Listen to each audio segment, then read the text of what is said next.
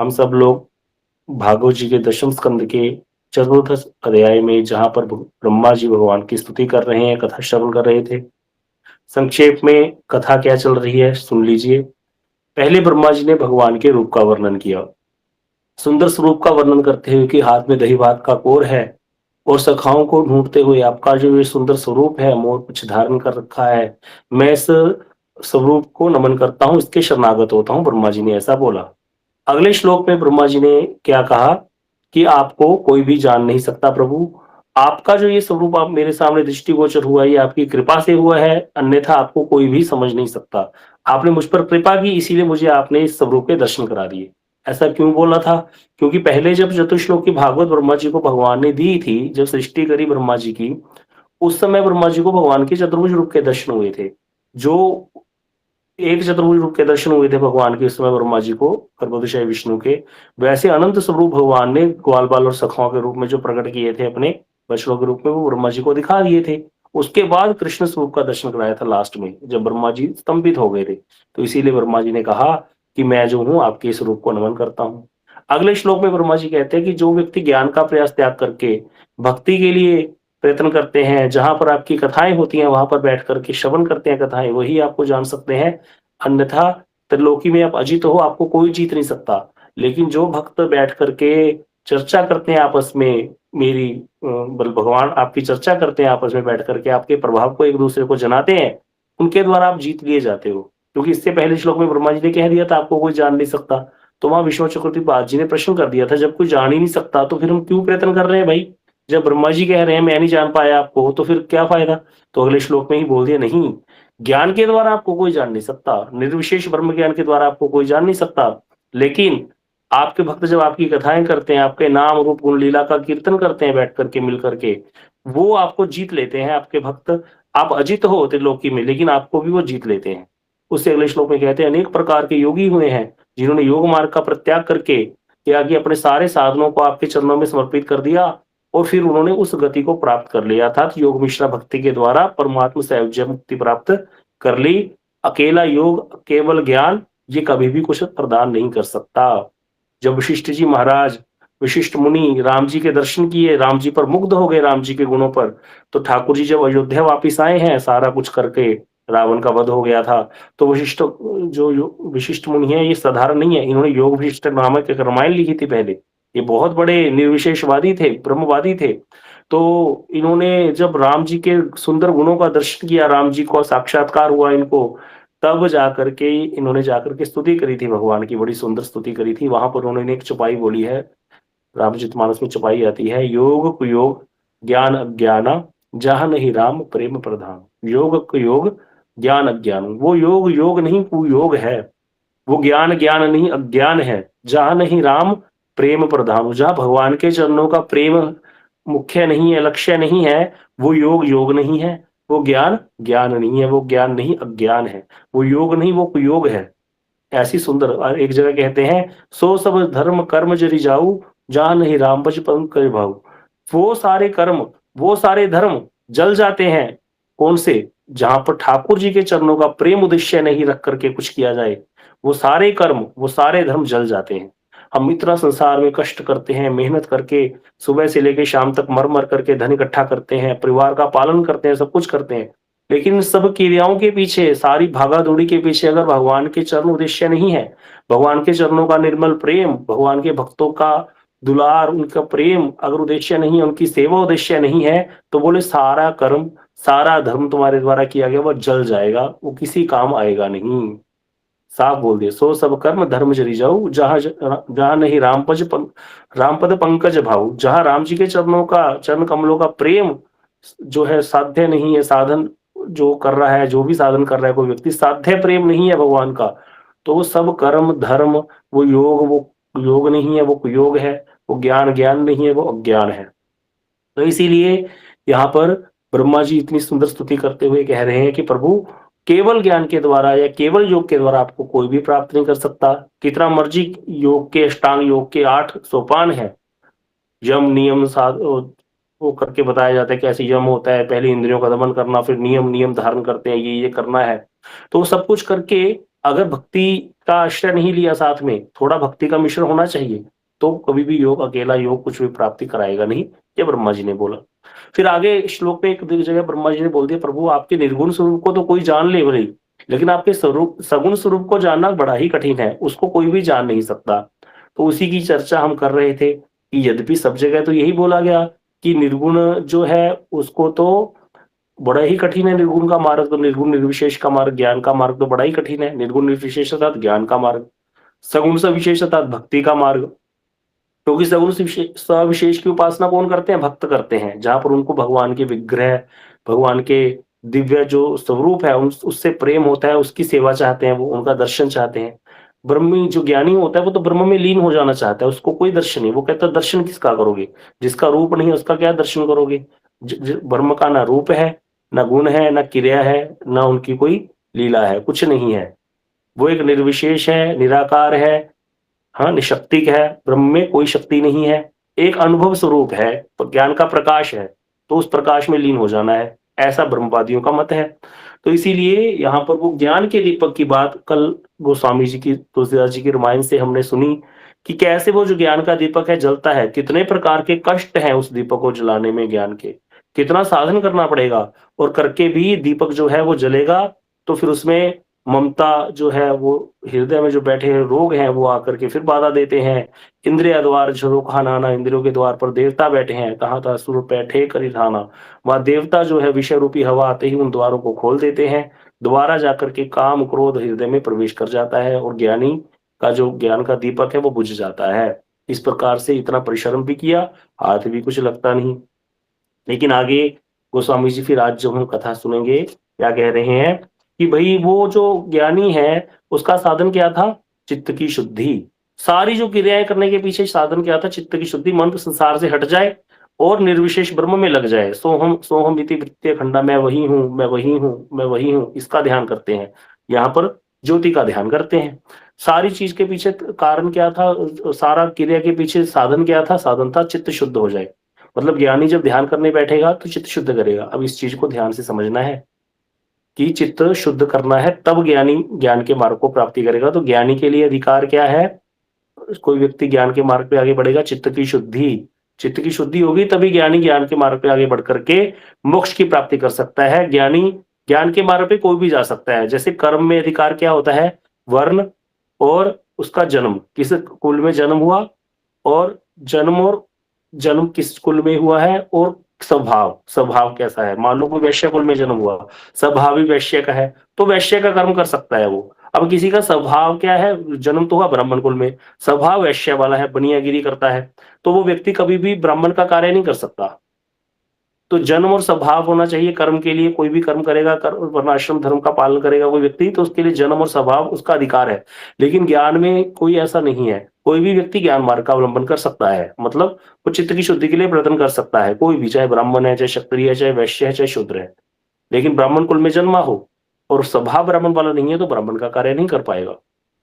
इसी प्रकार वैश्य कुल में जन्मा हो कोई, हाँ उसको दुकान खुलवा दी, वैश्य तो दुकान खोलते हैं बनिए लोग, लेकिन उसका स्वभाव ब्राह्मण वाला है तो वो बैठ करके मंत्र जपी करेगा, मंत्री पाठ करेगा, पूजा पाठ में उसका मन लगेगा, क्योंकि वो व्यक्ति का स्वभाव ऐसा है। तो इसीलिए वो उस कर्म को नहीं कर पाएगा, वैश्य के कर्म को।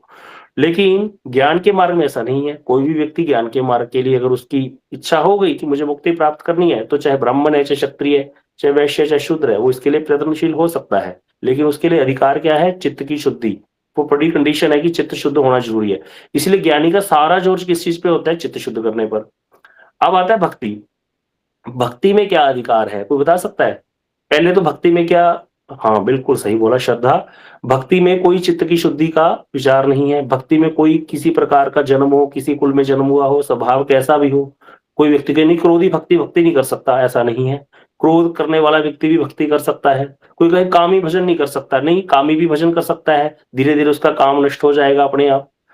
तो फिर कहते, कामी या क्रोधी व्यक्ति भजन करने लगेगा तो क्या वो चित्त शुद्ध के लिए प्रयत्न नहीं करेगा? हम माला लेकर के बैठते हैं, मन कहाँ कहाँ नहीं भागता।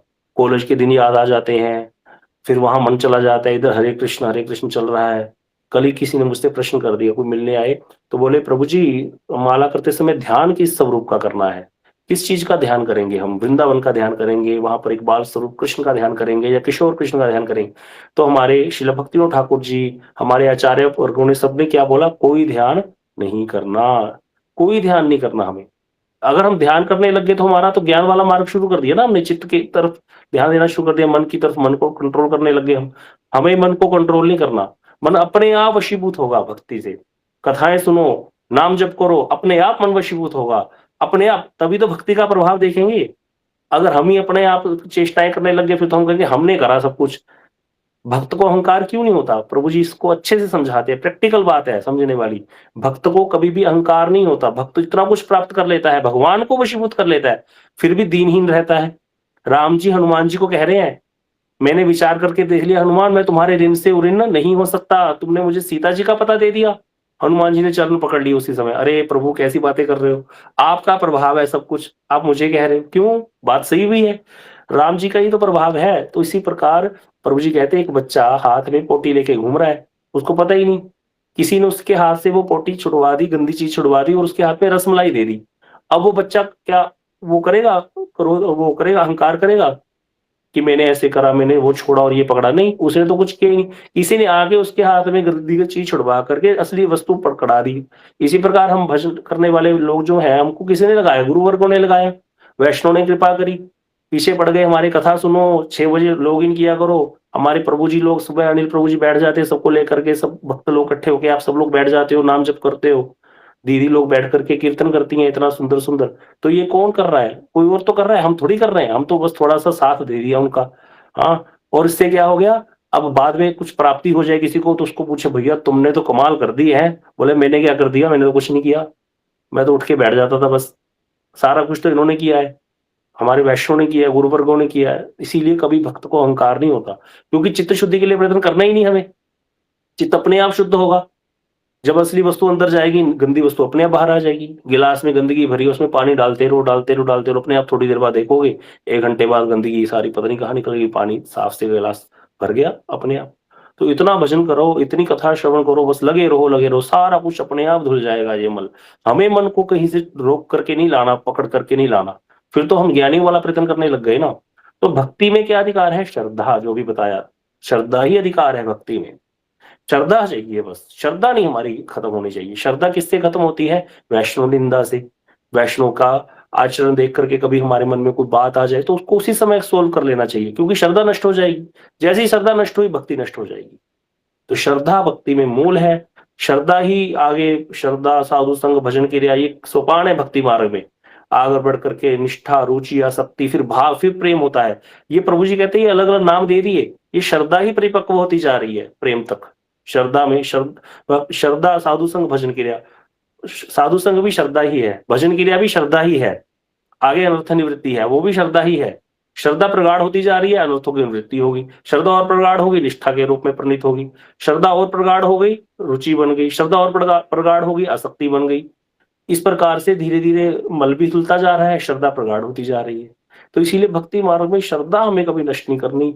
वैष्णव के दोष देख करके भी जिस दिन हमको निवारण करना आ गया उसका, प्रभु जी कहते हैं बस समझ लो हमारा भजन सद जाएगा।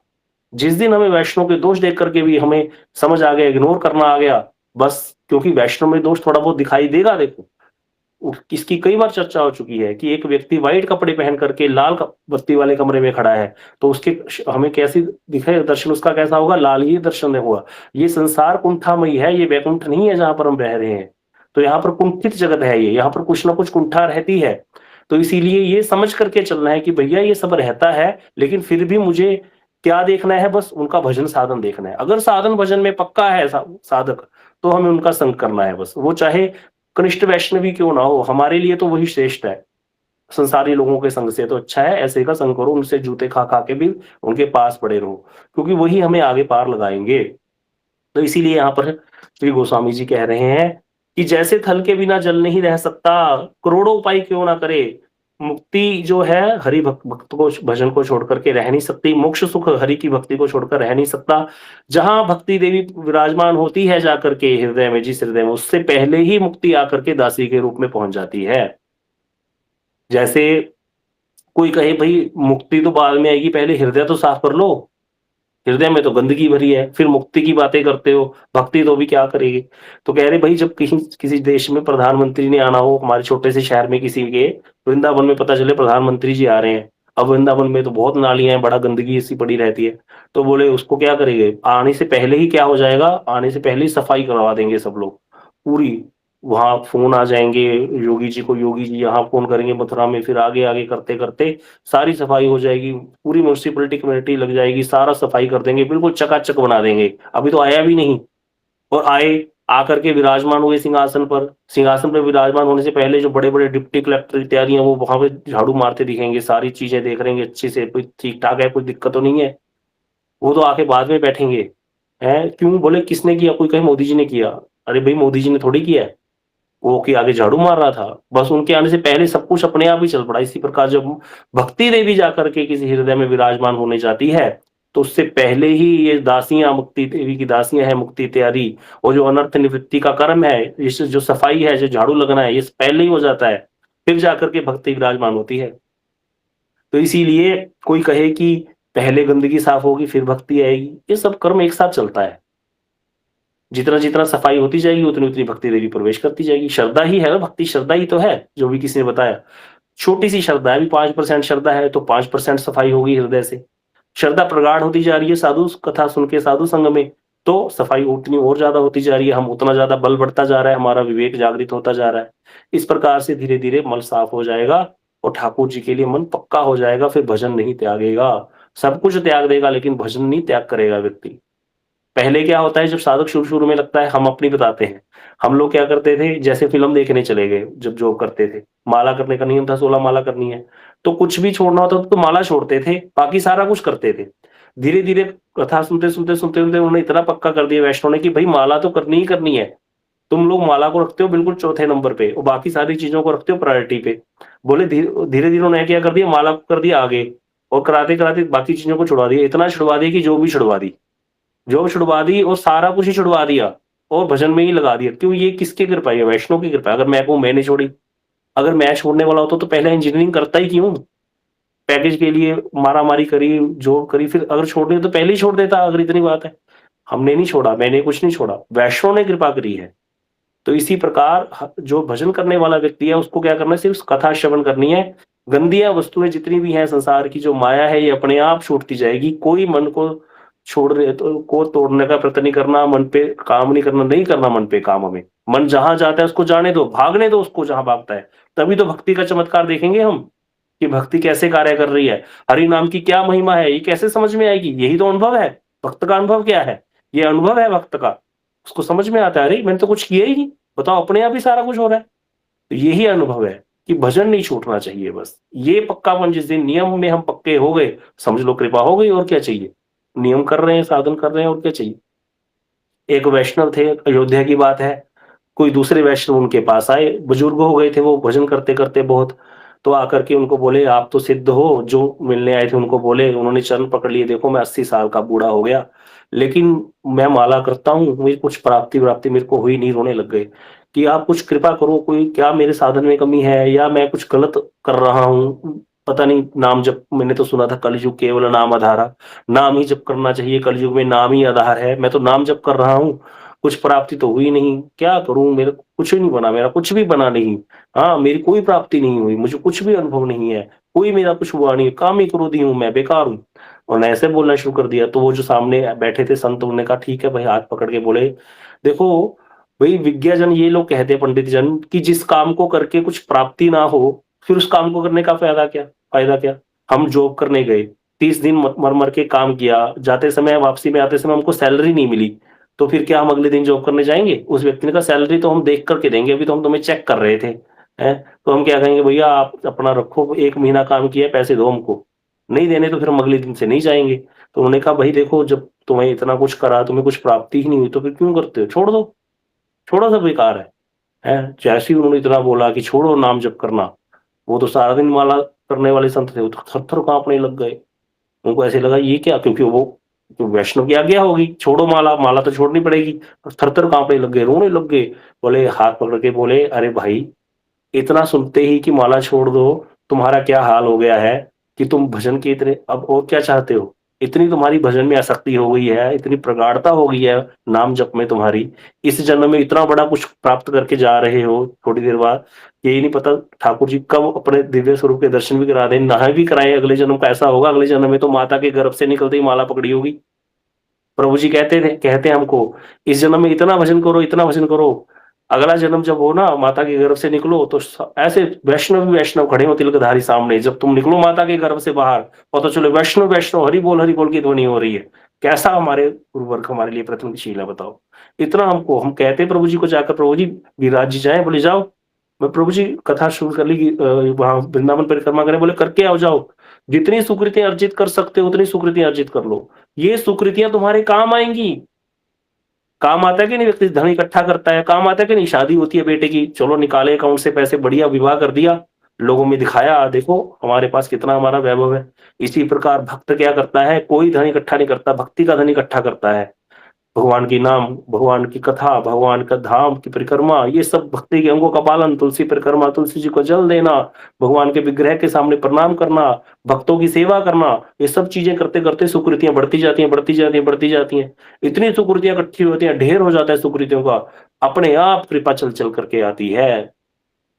तो कृपा क्यों नहीं आएगी, अपने आप चल करके आएगी। हमें क्या करना है, भक्ति के अंगों का पालन करना है। यही गोस्वामी जी कह रहे हैं कि जैसे थल के बिना जल नहीं रह सकता, करोड़ों उपाय कोई ना क्यों ना करे, पच पच के मरे, इसी प्रकार मोक्ष सुख भी हरि की भक्ति को छोड़ करके रह नहीं सकता। इसीलिए बुद्धिमान भक्त जो है, हरि भक्त है, वो भक्ति पर लुभाए रहते हैं, मुक्ति का तिरस्कार कर देते हैं। इसीलिए कहते मैं भक्ति पक्ष पर अड़ा रहा।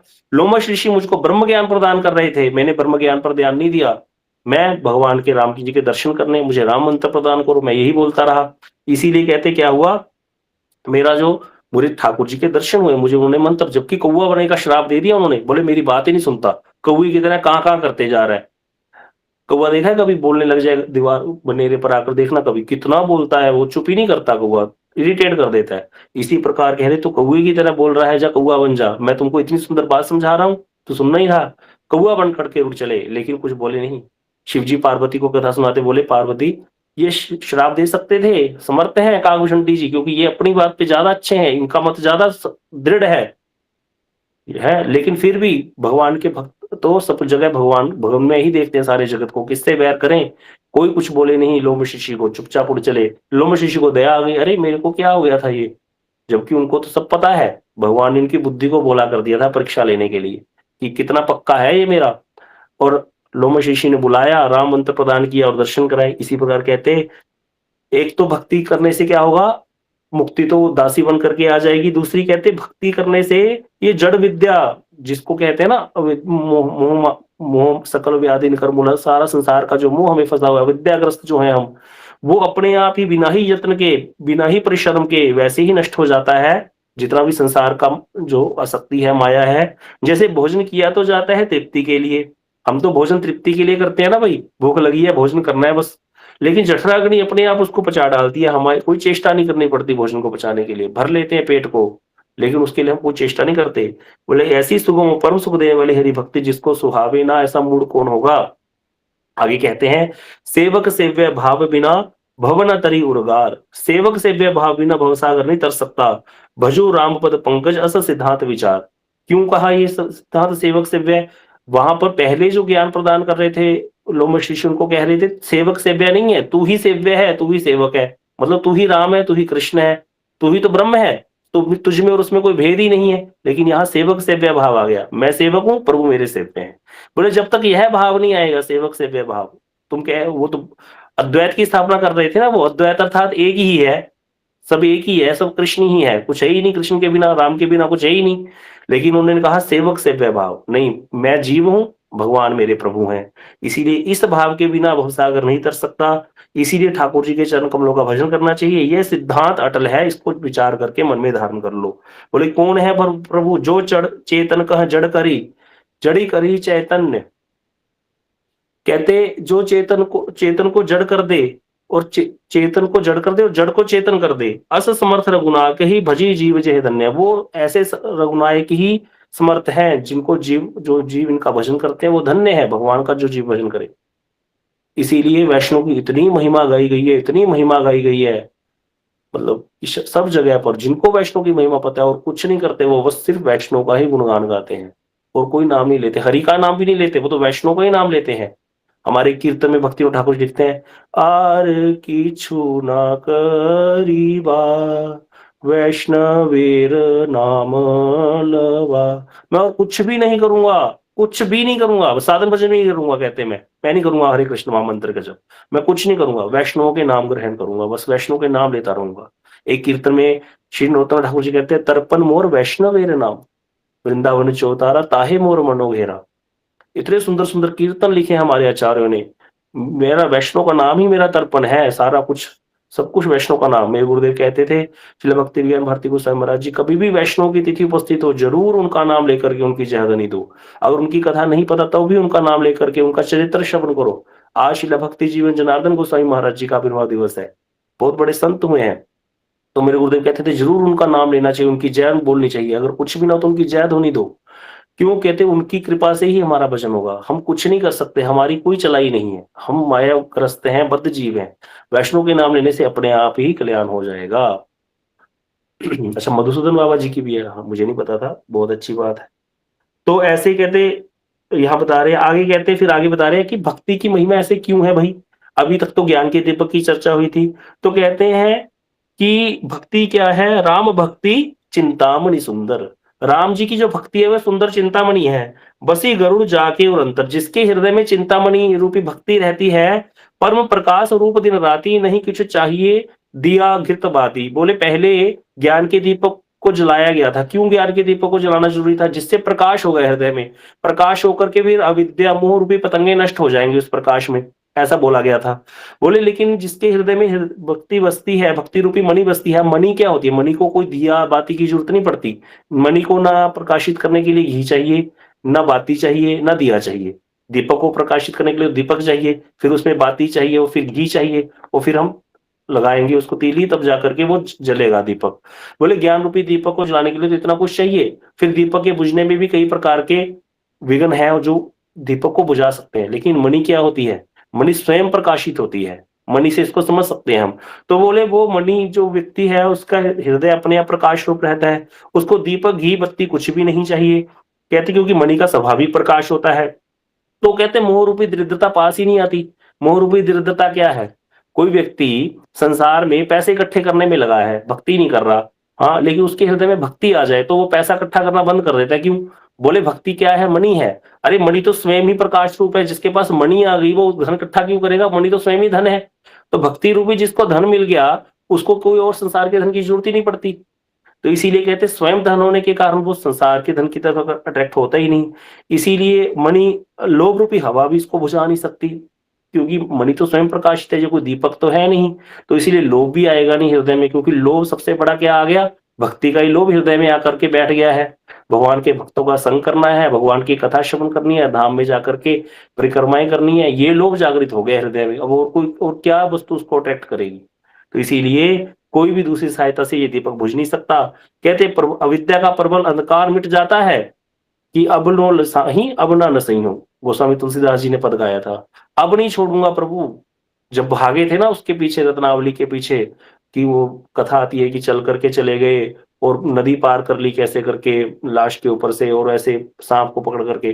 तो गोस्वामी जी को जब धिक्कारा था उनकी पत्नी ने, तो उन्होंने एकदम से उनको अनुभूति हुई और उन्होंने पद गाया था ठाकुर जी के लिए कि जिन इंद्रियों के वश में रह करके मैं अपनी जगत में हंसी कराई, अब उन इंद्रियों के वश में होकर के हंसी नहीं कराऊंगा, अब आपका त्याग नहीं करूंगा प्रभु, अब मैं भजन ही करूंगा। ये इतना पक्कापन कहाँ से आया, वो जो पिछले जन्म का भजन भी था उनका, और सारा भी जो अपने गुरु की कृपा से उनको मिला था, एकदम से जागृत हो गया।